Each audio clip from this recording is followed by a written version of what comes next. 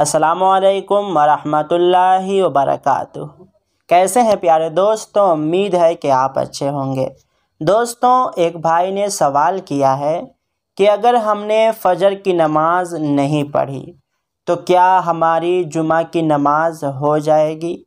दोस्तों, ये भाई जो सवाल पूछे हैं ना, ये बहुत ही बेहतर सवाल है। मैं इस पर वीडियो बनाने वाला ही था, लेकिन मैं किसी मजबूरी की वजह से नहीं बना पा रहा था।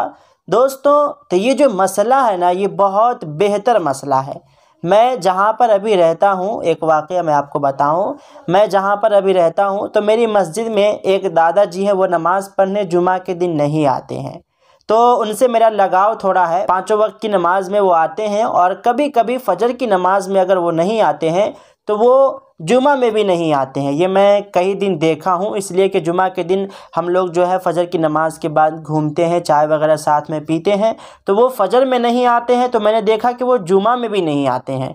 तो फिर मैं एक दिन उनसे मिला तो मैंने कहा कि दादा, आप जुमा की नमाज़ में कई दिनों से नहीं आ रहे हो और फ़जर में भी नहीं आ रहे हो।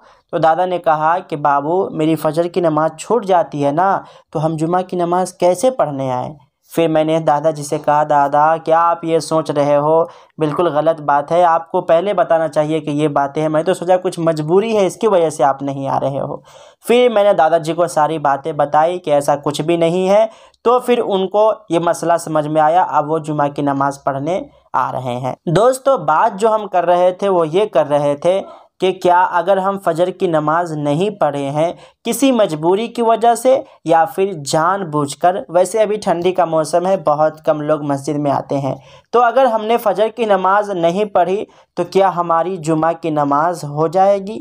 दोस्तों देखें, जुमा की नमाज़ से फ़जर का कोई लेन देन नहीं है।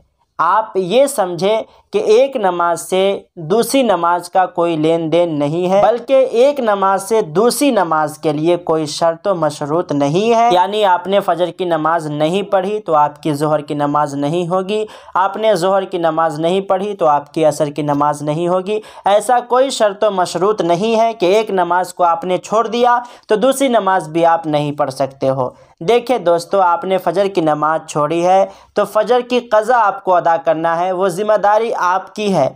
वो अलग हो गया फ़जर का, ठीक है, लेकिन उसके बाद जो नमाज आई जुमा की, तो ये जुमा की नमाज़ आपको पढ़ना है, ठीक है। फ़जर की क़ज़ा किया है, वो आपकी ज़िम्मेदारी है, वो आपके ज़िम्मे है। फ़जर की क़ज़ा वो आपको अदा करना है। लेकिन जब जुमा की नमाज़ हम पढ़ेंगे तो हम आराम से पढ़ पाएंगे। जुमा की नमाज़ पढ़ने में हमें कुछ सोचना नहीं चाहिए, जुमा की नमाज़ आराम से हो जाएगी।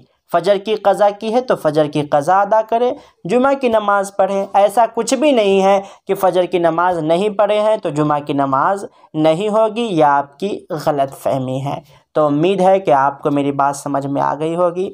तो मेहरबानी करके आप इस वीडियो को शेयर कर दीजिएगा, इसलिए कि हमारे बहुत सारे इस्लामी भाई हैं जो इस गलत फ़हमी में पड़े हुए हैं, और शायद कि इसी वजह से वो जुमा की नमाज़ भी छोड़ देते हैं, जैसा कि मैंने आपको एक दादाजी का वाक़या सुनाया। तो आपसे गुजारिश है कि आप इस वीडियो को लाइक कर दीजिए और चैनल को सब्सक्राइब ज़रूर कीजिएगा। और अगर आपका कोई मसला है तो आप कमेंट करें, इंशाअल्लाह मैं आपके सवाल का जवाब ज़रूर दूंगा। दोस्तों, वैसे तो मैं दे ही देता हूँ, कुछ लेट लगता है लेकिन मैं जवाब दे देता हूँ। दोस्तों, तो मिलते हैं फिर दूसरे वीडियो में। जब तक के लिए अस्सलामु अलैकुम, अल्लाह हाफ़िज़।